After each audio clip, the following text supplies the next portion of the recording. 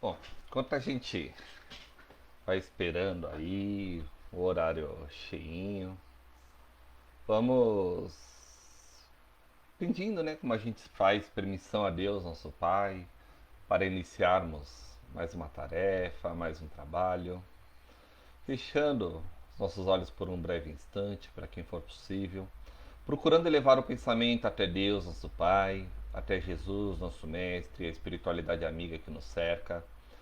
Pedimos, Senhor, permissão para iniciarmos mais uma tarefa, permissão para iniciarmos mais um estudo, permissão para iniciarmos mais uma manhã de bate-papo, de reflexão, de aprendizado sobre o Evangelho do Mestre trazido pelo Mestre Jesus.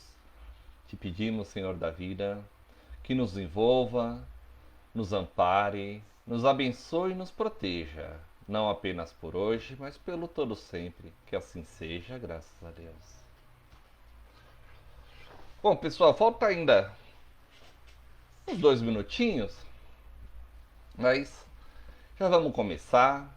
Como não poderia deixar de ser diferente, rogando sempre a permissão de Deus, nosso Pai, para que permita mais um trabalho, para que nos permita mais uma tarefa, para que nos permita mais um aprendizado.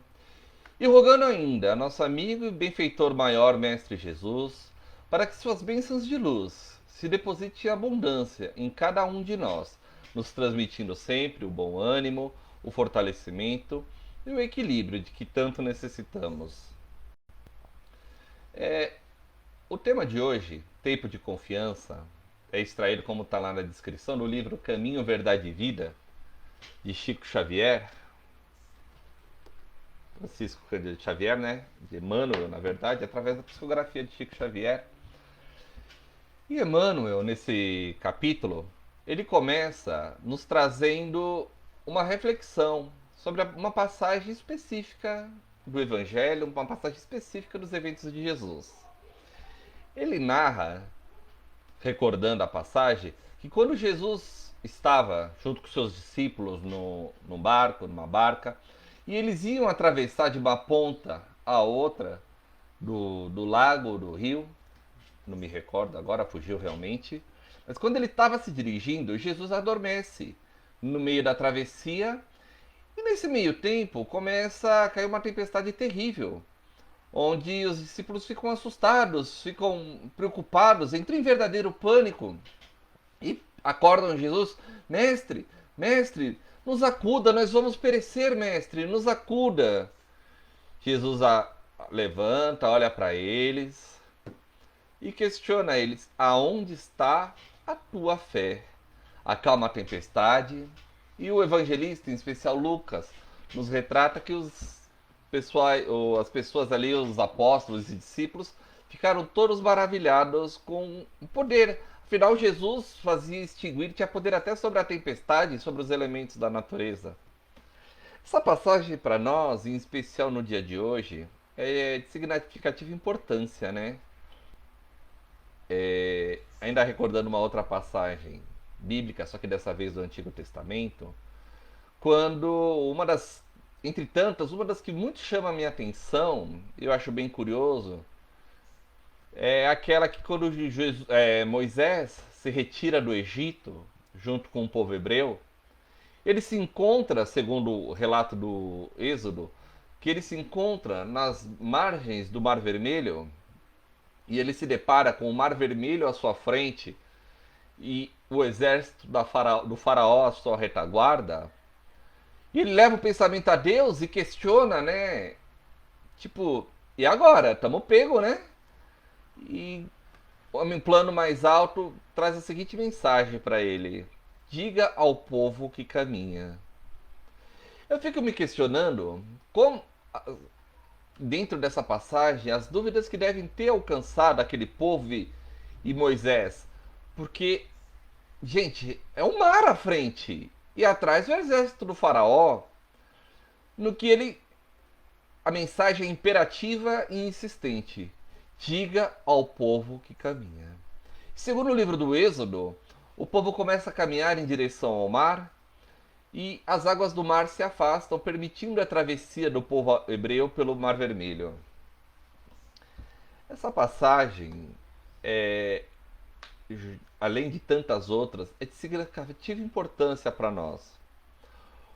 Hoje é comum, em especial se nós olharmos redes sociais como o Facebook, o WhatsApp, a gente percebe um insistente pensamento de desolação, de tristeza, de desânimo, alguns até de pânico e de pavor, até certo ponto, por justificado motivo. Estamos atravessando uma época ímpar, num evento ímpar na nossa história da humanidade, não para a humanidade em si, porque a humanidade já passou por outras grandes catástrofes, cataclismas, pandemias, mas para nós hoje aqui encarnado, eu acredito que para a imensa maioria é algo inédito.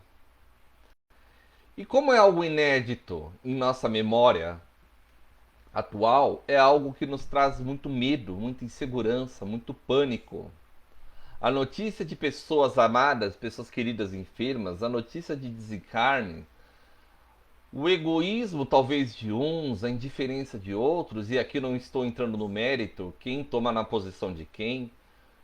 Eu acho que cada consciência e cada espaço interno nosso é uma questão íntima de cada um, e é complicado nós julgarmos o nosso semelhante, ainda mais quando julgamos pela nossa forma de ver a vida, pela nossa, vamos dizer assim, caixinha. Então, longe disso, mas independente de qualquer coisa, estamos vivendo momentos ímpares, onde se percebe que a maioria das pessoas, de um grau ou outro, estão mais tensas, estão com medo, e esse medo muitas vezes retrata a insegurança, e a insegurança retrata uma necessidade de cuidar um pouco mais do que é meu do que em relação ao que é do outro, porque se eu não cuidar do que é meu, eu vou ficar sem, e como diz o velho ditado, farinha pouca meu pirão primeiro, não é verdade? E a gente vai vendo esse quadro se desenhando muitas vezes à nossa frente, um sentimento de muita angústia, muito medo, muito temor alcança o nosso coração, e nós nos perguntamos: e aí, Deus, o que está acontecendo? Qual que é o seu objetivo? Algumas vezes nós tentamos nos consolar e falamos da seguinte forma: Deus tem um plano, Deus sabe o que está fazendo, e eu não duvido disso nunca, mesmo porque Deus é a inteligência suprema, causa primária de todas as coisas. Não é assim que nós aprendemos na doutrina espírita? Se Deus é todo amor, toda bondade, toda onipotência, toda onipresença, se Ele tudo pode, tudo sabe, é justo e bom, Ele mais do que ninguém sabe o que está acontecendo, mas o problema é que muitas vezes esse pensamento pura e simplesmente não é o suficiente para acalentar o nosso coração. Não é o suficiente para nos transmitir a segurança de que tanto necessitamos. Nos consola, mas como dizem por aí, muitas vezes nos consola até a página 2, porque na página 3 o medo já volta. Nos falta aí um exercício de fé, exercício de compreensão. É interessante e curioso até, Jung chama isso de sincronicidade, que agora há pouco, até umas 11 horas, estávamos em reunião num dos grupos de educação mediúnica da nossa casa, fazendo o estudo online, fazendo o estudo, hoje era tema de evangelho, e o tema do evangelho era justamente a fé transporta montanhas. E num dos trechos da mensagem é escrito do capítulo, né, é escrito assim, que para a fé não é necessário, não basta que a gente veja, é necessário que a gente compreenda. Então o exercício da fé, o exercício desses tempos aqui, para que a gente possa exercer a nossa fé, a nossa confiança nesses tempos, ele precisa passar pelo exercício da compreensão, o exercício do entendimento. Porque se nós ficarmos na fé pela fé, tal qual aquele personagem muito cômico do Alto da Compadecida, o Chicó, não sei porque foi assim. Confesso para vocês que eu estava, por conta da palestra, estava acabei revendo algumas passagens, é extremamente cômico, mas eu só sei que foi assim. Muitas vezes é cômico lá no livro ou no filme, mas para o nosso dia a dia eu só sei que foi assim, muitas vezes é insuficiente. não acalenta o nosso coração, nos transmite essa confiança de que necessitamos e que precisamos exercer realmente em nosso dia a dia, para que a gente não caia justamente na desesperança, que a gente não caia no medo, a gente não caia na dúvida. Preste atenção na passagem que Emmanuel nos propõe. Quando os discípulos acordam o mestre, e vamos tentar expandir um pouco mais essa compreensão do mestre estava dormindo. Vamos procurar também compreender assim, será que Jesus estava de fato dormindo apenas fisicamente? Ou ele estava dando àqueles discípulos a oportunidade de serem um pouco mais independentes da figura do mestre? Não ficarem tão dependentes, porque Jesus sabia, o tempo dele encarnado era limitado. E se ele criasse ali, em vez de um colégio apostólico, discípulos que estivessem dispostos a seguir adiante, se ele criasse discípulos temerosos ao extremo, sem fé ao extremo, todo o trabalho dele iria por água abaixo. Afinal, Jesus esteve realmente pregando dos 30 aos 33, muito pouco tempo. E ele tinha que construir isso, essa fé, tinha que estabelecer os alicerces, e era urgente estabelecer os alicerces no coração dos discípulos, porque senão todo o seu apostolado, a sua tarefa, a sua missão, poderia estar se perdendo, ou pelo menos perdendo grandemente a força. Então, sabe aquela história da criança que está andando com uma bicicleta de rodinha, e o adulto está lá segurando a criança tá sem a rodinha, tá confiando no adulto, de repente o adulto dá aquela seguradinha e fala, vamos ver como você se vira. E a criança, muitas vezes, enquanto ela não percebe que ela tá pedalando sozinha, ela vai. Quando ela se dá conta que tá pedalando sozinha, ela perde equilíbrio. Vocês já prestaram atenção como é curioso isso? A criança perde o equilíbrio. E ela, porque ela entra em pânico, ela se permite o medo, e naquela hora os discípulos estavam se permitindo o medo, o pânico. Tanto que Jesus, quando eles chamam, Jesus levanta e questiona de forma não ríspida, porque ele era, como a gente vê, ele era o amor, mas de forma séria. Aonde está a sua fé? Tipo, e aí? E daí a gente pode pensar, mas é natural, era uma tempestade. Vamos linkar, vamos fazer uma análise junto com outra passagem de Jesus. Quando ele está lá pregando nas margens do lago de Genezaré e os discípulos precisavam partir, e Jesus fala, vão indo vocês na frente que eu vou daqui um pouco. Os discípulos vão, estão lá em alto mar, lá no lago, né, de Genezaré, estão lá no meio dentro do barco, e daqui a pouco Jesus aparece caminhando sobre as águas. E todo mundo é fantasma, é fantasma, é fantasma, e não, e eles percebem na verdade era Jesus. E eles questionam, Senhor, é o Senhor, Jesus, é o Senhor, mestre. Jesus fala, sim, sou eu. E Pedro fala, vê lá aquela grandiosidade, Jesus caminhando nas águas, aquela mostra de poder, aquela mostra de elevação, aquela mostra de, sabe, de força. E ele, empolgado com aquele momento, fala, mestre, se é o Senhor, permita que eu vá até o Senhor. E Jesus fala, vem. E Pedro começa a caminhar nas águas, porque as águas começam a dar uma balançada. Pedro se permite se envolver com medo e começa a afundar, e em pânico ele fala, mestre, me ajuda, eu vou morrer afogado, me ajuda. Jesus vai, auxilia-o e fala, ô homem de pouca fé. Não é? Mais uma vez ele chama a atenção de Pedro, ô homem de pouca fé. Jesus percebe que naquele momento, Pedro começa... A fé de Pedro estava preso às maravilhas, à felicidade. Jesus estava na água, então ele também ia estar na água, porque Jesus mandou, Jesus determinou, e Pedro está na água, e Pedro vai para a água, e Pedro está na água. Só que daqui um pouco, a água balança um pouco, Pedro já falou, opa, tem coisa errada aqui, a coisa não é tudo mil maravilha. No que Pedro fala assim, a fé dele dá aquela desvanecida, né? E ele já começa a afundar lentamente e entra em pânico. E Emmanuel, nessa passagem nesse capítulo Tempo de Confiança, ele nos propõe exatamente isso. Que é muito fácil para nós termos a plena confiança termos a convicção quando está tudo bem, quando eu estou plantando a lavoura, quando eu estou colhendo a lavoura, o celeiro lá está cheio, está tendo todo mundo maravilha. Essa confiança é simples, mas não é o exercício real da confiança, porque ali não é confiança propriamente dita, tá misturado também com conveniência. Tá correndo tudo bem para mim, por que eu não vou? Tá tudo ótimo, eu não tenho que exercitar a minha fé, estou exercitando apenas a colheita, colhendo as benesses, né?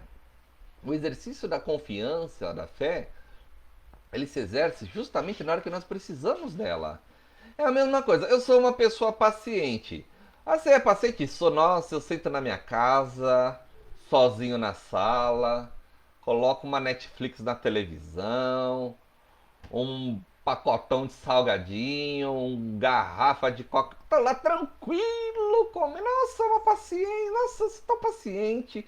Eu sou calmo, eu estou alcançando quase, como dizem os budistas, estou quase alcançando o samadhi. Estou quase me excluindo da roda de sociedade, estou quase indo para os planos espirituais. O problema é quando a casa tá cheia de gente, né?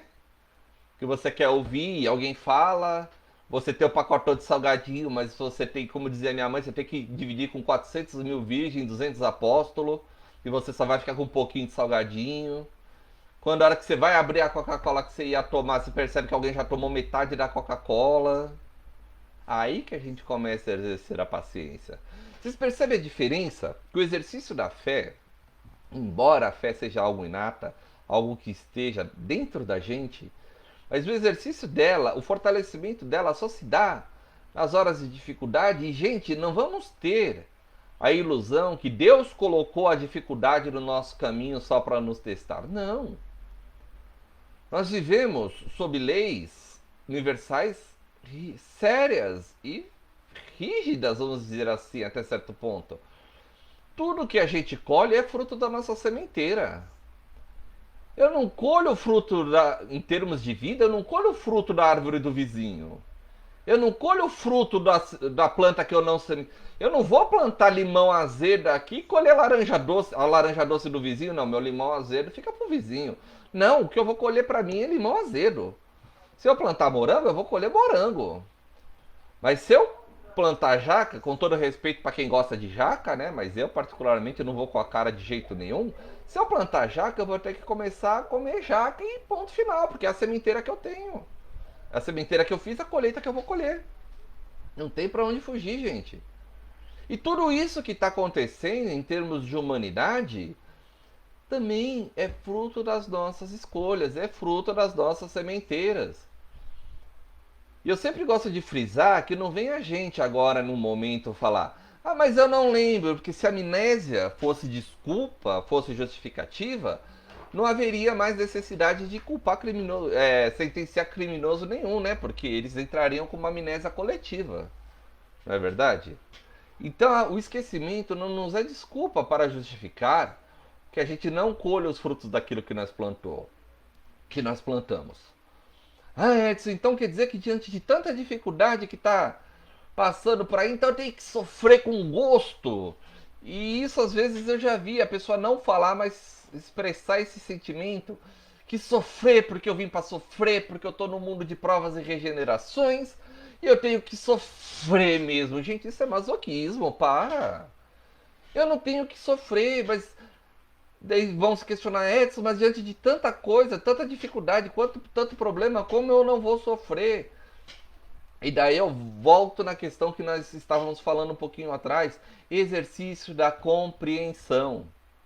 Quando eu começo a compreender que o acaso não existe, quando eu começo a compreender que tudo na vida é ação e reação, quando eu começo a perceber que aquilo que eu planto, eu colho, e o que eu estou colhendo é fruto do que eu plantei, e eu permito que esse sentimento, esse pensamento, essa ideia saia daqui, da mente, e venha para cá, para o coração, para o sentimento realmente, e eu permito que o sentimento se envolva com o racional, eu começo a perceber que, assim, óbvio, eu tenho que fazer a minha parte, eu tenho que tomar os meus cuidados, eu tenho que fazer o que me compete.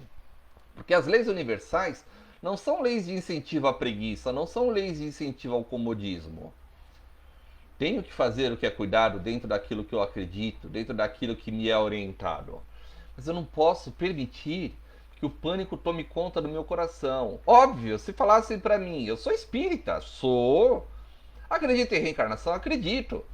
E se falarem pra mim, quer desencarnar agora? Eu vou falar, sem pressa, calma. Pra que urgência? Mas óbvio que se então chegasse uma hora e falasse, ó, não tem mais como, deu o seu horário. Paciência, vou gostar? Não muito, porque ainda que por um lado seja uma boa deixar algumas dificuldades e sofrimentos para trás, mas primeiro, se as dificuldades são frutos do que eu planto, mais cedo ou mais tarde elas vão me alcançar. E segundo, sempre tem entes queridos que a gente não quer, ainda que provisoriamente, nos apartar. Mas, gente, a gente precisa aprender a fazer esse exercício de compreensão e de fé em nosso dia a dia. Porque senão a nossa caminhada fica muito pesada, muito difícil. Fica muito difícil carregar. E é triste que, além das situações em si, que óbvio, sou espírita, sou espírita. Mas quando um amigo meu, um ente querido desencarna, eu vou soltar fogos? Não vou. Não vou. Mas eu vou entrar em desespero e perder o gosto da vida? Também não vou.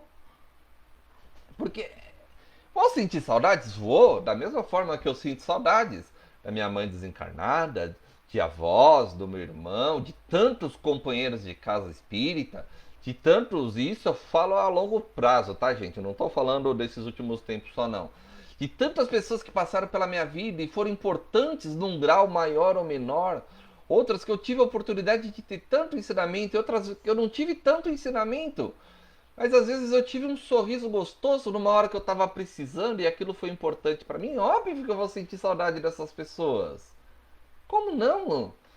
Espírita, diferente de que muitos pensam, não tem um coração de pedra, não tem um coração congelado. Vou sentir saudades. Mas eu não posso me permitir o desespero, gente. Não pode. Eu tenho que aprender a superar isso. Eu tenho que aprender a compreender isso, entender que tudo tem sua razão de ser. A gente não enche a boca para pregoar que a verdadeira pátria é a pátria espiritual.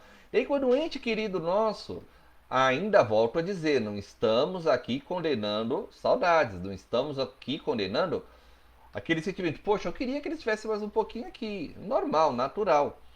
Mas eu acreditar que Deus esqueceu da gente, porque alguém volta para a verdadeira casa, para lá, né, gente? Tem uma distância. Ah, mas as pessoas. Sim, gente, mas eu não posso caminhar o meu dia a dia só prestando atenção nas pessoas. Eu sou o centro do meu universo. Eu sou o centro da minha existência. Jesus veio até nós, pregou e deixou ensinamentos belíssimos. Mas cabe a mim exercitá-los. Jesus é o governador planetário, mas se eu não fizer a minha parte para minha evolução, Jesus não vai me puxar pelo colarinho e me puxar para que eu evolua, não. A minha evolução depende das minhas escolhas. A minha evolução depende do meu caminhar. A minha evolução depende da forma que eu enxergo a minha vida. E em momentos de teste, em momentos de dificuldade, em momentos de testemunho, em momentos de provação, há necessidade de eu exercer a fé. Se eu não consigo exercer a fé, porque por razões X ou Y, eu preciso sentar e refletir. Qual é a minha dificuldade? O que, que eu não estou entendendo? O que, que eu não estou compreendendo? Qual o elemento que me falta? E, gente, conversar com as pessoas. E quando eu digo conversar com as pessoas, não é procurar alguém para falar quem saiu do Big Brother, quem entrou pro Big Brother, quem foi pro paredão, quem saiu do paredão, quem não sei o que, quem foi eliminado, quem não foi eliminado, quem tava no falso, quem tava no verdadeiro, que, gente, na boa. Pessoal do Big Brother, pessoal da televisão vai tocar a vida e muitos sequer sabem que a gente existe.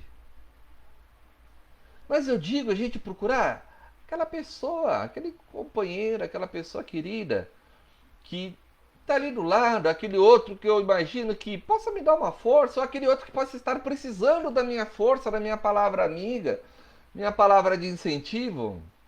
É tão bonitinho, gente, e é tão gratificante. E os tempos, principalmente quando começou a pandemia, você começa se preocupar principalmente com os mais idosos, né? E você começa a questioná-los, às vezes, nem que seja pela rede social, tá tudo bem. E é tão bonitinho, é tão gostoso quando a pessoa. Daí quando você menos espera, alguém manda pra você um olá, bom dia, tá tudo bem? Tudo bem com você? E a família? Pô, gente, isso não tem preço. Saber que a pessoa, sem obrigação, sem formalidade, lembrou que você existe, mandou uma mensagem exclusiva pra você. Não foi uma mensagem de básica que você manda pra todo mundo porque é bonitinho, eu vou mandar. Pá, pá, pá, pá, pá. Não, a pessoa te nominou lá. Às vezes uma mensagenzinha, uma frasezinha curta. Mas faz toda a diferença na vida de uma pessoa. E quantas vezes a gente pode fazer a diferença na vida dos outros e pode permitir que os outros façam a diferença em nossa vida? É, a vida, ela é extremamente recíproca com a gente. Tudo aquilo que eu oferto para a vida devolve para a gente. Tipo, modernamente se fala de lei de atração, lei de afinidade. Jesus já falava lá atrás, né? A necessidade da gente vigiar e orar, que era justamente a ideia de que nós filtrássemos os nossos pensamentos. Porque tudo aquilo que a gente vibra, a gente atrai. Einstein tem um dizer que é mais ou menos assim, que o universo de uma pessoa está limitado àquilo que ela sabe. O que ela não sabe, o que ela ignora, não faz parte do seu mundo, não faz parte do seu universo. Então, por isso que nós temos a necessidade de aprender e nos desenvolver e compreender as coisas cada vez mais, porque a partir do momento que eu começo a ter essa compreensão, uma outra realidade se faz presente no meu mundo, no meu universo. E assim é a nossa vida. Quando eu insisto em enxergar tudo, e aqui em casa a gente brinca com óculos cinza, a vida fica sem graça, a vida fica pesada, a vida fica difícil.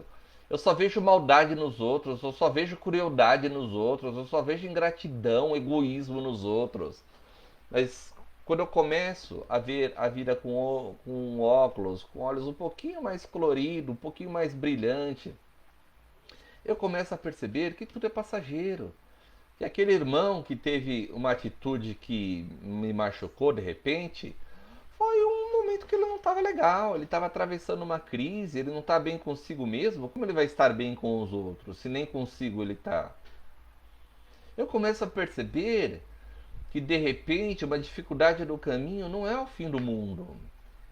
É apenas mais um porémzinho, uma parte pedregosa da nossa estrada. É que quando a gente está caminhando e a gente se contenta em olhar para baixo e não olha o horizonte, tudo, o nosso caminhar só se limita àquelas pedras do caminho. Mas quando eu olho para baixo, porque é necessário eu saber onde eu estou colocando os pés, mas eu me permito olhar também para o horizonte, eu percebo que no horizonte tem árvores, tem montanhas, tem o sol, tem pássaros, animais a pastar, crianças a brincar. É engraçado que Deus se manifesta na nossa vida nas menores coisas e a gente muitas vezes não se permite. Eu confesso até pra vocês, gente, que é um hábito bem xereta. Eu tenho mania, quando eu vou usar, às vezes, o banheiro aqui de casa, uma das janelas ele dá pra ponta do quintal que já dá pra ver uma parte da rua. Eu, independente do que eu vá fazer, eu sempre tenho o hábito, e da hora, tá, gente? Eu já fiz isso até de madrugada, costumo fazer isso até de madrugada. Eu abro a janela e olho pra rua.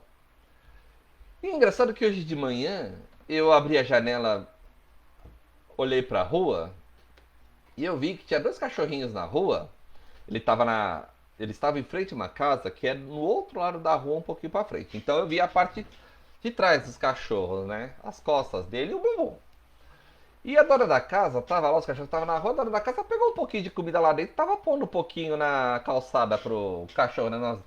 E enquanto os dois cachorrinhos estavam esperando a senhora trazer, ela ainda estava no portão, abrindo o portão, a alegria deles era tanta que os rabinhos deles, gente, eu não sei se vai dar delay, vai dar problema, mas eles ficavam assim, ó, rapidinho, pra um lado pro outro, pra um lado pro outro, parecia dois negocinhos. E você percebia a alegria daqueles cachorros com aquela senhora. Daí você olha aquela cena e você fala, gente, como a vida é bela. A vida é uma oportunidade única. E como eu deixo tantas coisas lindas e belas passar despercebido porque eu cismo em olhar para baixo, eu cismo a, a limitar a minha visão só aos problemas. E eu não estou dizendo para ignorar os problemas, gente. A gente precisa resolvê-los porque os problemas são sinais de, primeiro, como já dissemos, das colheitas que nós já plantamos. Segundo, é dali que nós vamos. Também dali que nós estamos nos aprimorando, nos aperfeiçoando e crescendo como espíritos. E por que eu vou me permitir enxergar a vida só com óculos cinza, sem olhar as benesses, sem olhar a coisa boa? Ah, mas o vírus, tá, mas quantas pessoas, vamos chamar assim, se suplantaram, se sobrepuseram a essa situação e se revelaram gigantes, gente. Se revelaram verdadeiros gigantes. Eu confesso para vocês, conto o santo, mas não conto o pecado. Existem pessoas que eu convivia que nessa época, que antes da pandemia, eu não ia, convivia. Porque afinal minha religião me ensina a conviver, mas eu não ia muito com as fuças, não. Eu não ia muito com a cara, não. Eu tolerava, porque a gente tem que tolerar. É irmão Jesus, é irmão, é conhecido, babá. Toda aquela história que a gente tá cansado. Espera aí que tem um obsessor aqui disparando. E toda aquela história que a gente tá acostumado. Mas para falar que eu tinha realmente, sabe, aquela simpatia, aquela admiração pela pessoa, não tinha. Mas daí eventos que vão passando, situações que você vai presenciando da pessoa, você vai observando, você vai refletindo e de repente a pessoa se demonstra, diante da dificuldade alheia, ela se demonstra um gigante, gente. Um gigante de luta diante das próprias dificuldades, um gigante de luta em relação à dificuldade do outro. Te faz mudar a visão que você tem daquela pessoa e você passa a admirá-la, a respeitá-la. Não respeitar porque me ensinaram que eu tenho que respeitar, mas respeitar no sentido de respeitar realmente o caminhar daquela pessoa. E por que eu tenho que me prender às coisas ruins se Deus nos oferta tantas coisas boas do outro lado? Por que eu tenho que sempre ver tudo da forma negativa e permitir que a minha fé se esvai por entre meus dedos como se não fosse nada? Sendo que eu posso escolher olhar também o que é bom. Volto a dizer, não estou falando para ignorar o que não é agradável. Muito pelo contrário, ignorar o que não é agradável, isso é fuga. Isso não é crescimento, não é aprendizado, não é evolução, isso é fuga. Eu não querer prestar atenção das dificuldades que se aparecem no meu caminho é fuga. E fuga não é legal. Porque as dificuldades elas só vão se acumular e vão voltar mais para frente pior ainda. Então eu não posso fugir, eu tenho que encarar, tenho que resolver. Mas eu não posso me limitar a achar que o mundo é só isso, gente. Não dá. Porque se eu escolher isso, Deus respeita a nossa escolha, óbvio, livre-arbítrio. Mas já pararam para prestar atenção o quanto amarga é a colheita desse fruto? O quanto difícil é, de repente, eu viver num mundo onde eu desacredito de tudo? Viver num mundo onde eu acho que as coisas só dão errado? Viver num mundo eu acho que tá aqui só de prova especial, eu tô aqui para sofrer. Gente, não é uma visão errada. O mundo é de prova e expiação, porque nós estamos num momento que todos nós estamos colhendo frutos das nossas sementeiras. Por isso que a grande maioria de prova e expiação. Quando a gente terminar as nossas provas e expiações, o mundo vai estar melhor. Mas o mundo só vai estar melhor quando eu estiver melhor e quando o meu próximo estiver melhor. Não adianta eu ter a ilusão que Deus está lá no alto dos esplendores celestes, os prepostos de Jesus também. E daí eles estão lá com um calendáriozinho, com um reloginho. Opa, tá chegando a hora, tá chegando a hora. E daí mudou o relógio. Opa, agora o mundo é de prova e regeneração. Como a gente gosta de pensar no meio espírita. Não é assim. Ou melhor, o mundo agora é prova e expiações. Não, agora é regeneração. Não é assim, gente. O mundo vai ser de regeneração quando os espíritos que estiverem encarnados nele, em sua maioria, estiver se regenerando. Então não adianta eu jogar, não vejo a hora que esse mundo mude. Eu tenho que falar, não vejo a hora que eu mude. Porque, minha gente, quando eu mudar, eu posso estar no mundo primitivo, que não faz a menor diferença para mim. Eu vou ter compreensão, eu vou ter crescimento espiritual, eu vou ter fortalecimento espiritual. Bênção maior que aquela de Bezerra de Menezes, quando se recordaram, quando questionaram a Bezerra, que foi uma das maiores alegrias que ele teve do plano espiritual, né? Que ele falou que foi as pessoas que foram receber. Daí também conta que quando ele estava no plano espiritual, certa vez lá no evento, apareceu uma grande mensageira de Nossa Senhora, Celina, e ela se apresenta, todos a reverenciam, lógico, num espírito de alto estirpe, e ela fala que traz uma mensagem diretamente de Nossa Senhora para Bezerra, e diz que Nossa Senhora deliberou que, pelos méritos e trabalho que Bezerra de Menezes tinha, ele teria condições de reencarnar em outros orbes que não fosse aqui o nosso planetinha, né? Vocês imaginam, nosso planetinha pequeno, perto de um sol pequeno, comparado com tantos outros milhões de sol? E Bezerra poderia escolher outro orbe mais elevado, outro orbe que tivesse condições mais evoluídas. E olha o meu obsessor de novo. Em condições mais evoluídas, e ele humildemente fala: se alguma coisa, se algum mérito eu tenho para pedir, eu gostaria de pedir que me permitisse continuar aqui no planeta Terra. E segundo dizem, parece um pergaminho e Nossa Senhora, nesse pergaminho escrito por Nossa Senhora, defere o pedido de Bezerra. E Celina fala: Bezerra, seu pedido foi deferido. Pode ficar e serve como tu queres. Ou seja, gente, Bezerra escolheu ficar. Esse planetinha que a gente tá tão desesperado para fugir, Bezerra escolheu ficar. Porque ele sabe das bênçãos que é estar aqui, ou estar em qualquer outro local do universo. Então que possamos fazer valer essa oportunidade que nós estamos aqui encarnado. Que possamos nos permitir crescer com essa oportunidade única de estarmos aqui encarnado. Que possamos crescer com a oportunidade única de atravessarmos as dificuldades que nós, de uma forma ou de outra, plantamos em nosso caminhar. E que possamos compreender que a sabedoria de Deus não é limitada, que o amor de Deus não é limitado, e que Deus não coloca a dificuldade na nossa frente só para nos testar. Não é isso. É um processo de aprendizado, de ação e reação, de plantação e colheita. Porque, gente, quando a gente é aprovado num ano, a gente não precisa refazer aquele ano. Se nós estamos refazendo, é porque nós estamos aí errando em alguma coisa. E que nós possamos refletir sobre essas algumas coisas que nós estamos errando em nossa vida, que possamos caminhar, não vou dizer totalmente despreocupados, que na nossa atual circunstância evolutiva é difícil não nos preocuparmos com nada, mas que pelo menos nós nos permitamos ter um caminhar um bocadinho mais leve. Eu agradeço a companhia e a presença de todos, agradecendo ao plano espiritual, a Deus nosso Pai, pela oportunidade de aqui estarmos, pela oportunidade de conversarmos e aprendermos um pouquinho mais sobre as lições de Jesus. Te pedimos, Senhor da vida, que nos envolva a cada um de nós, nos transmitindo todo o fortalecimento, todo o equilíbrio do amparo.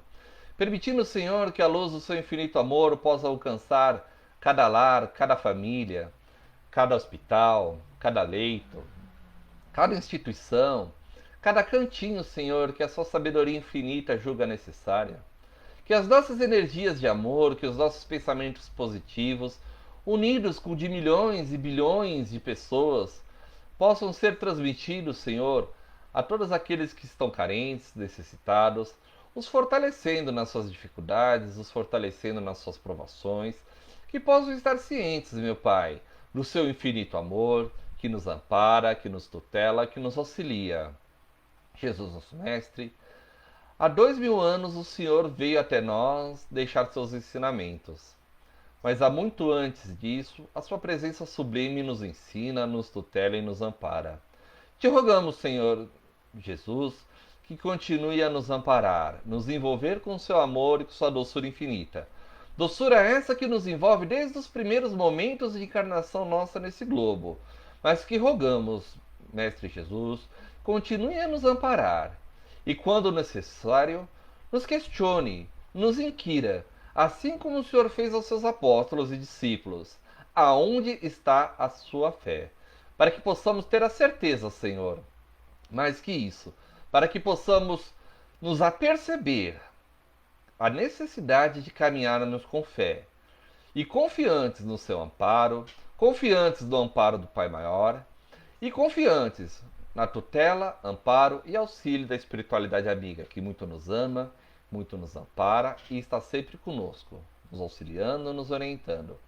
Obrigado à espiritualidade amiga, obrigado, Mestre Jesus, obrigado, Pai amado, e ser conosco não apenas por hoje, mas pelo todo sempre. Que assim seja, graças a Deus. Um beijo no coração de todos, pessoal. Eu desejo a todos que sejam amanhã um pouquinho melhor do que foram hoje, e hoje um pouquinho melhor do que foram ontem. E assim, de passo em passo, a gente caminha rumo ao nosso crescimento, a nossa ascensão espiritual. Tenha um ótimo final de semana. Fique com Deus, com Jesus e com a espiritualidade amiga. Mais uma vez, até. E meu obsessor aqui não para aqui do lado, que é uma campainha. Beijos, pessoal.